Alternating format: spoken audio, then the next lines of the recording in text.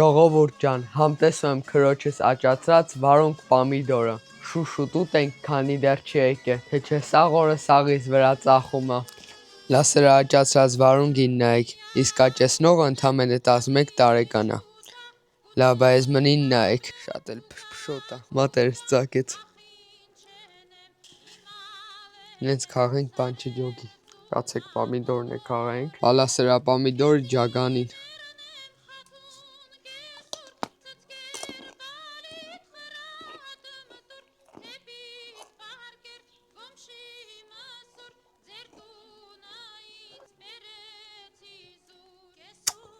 Էս ինչ համունի,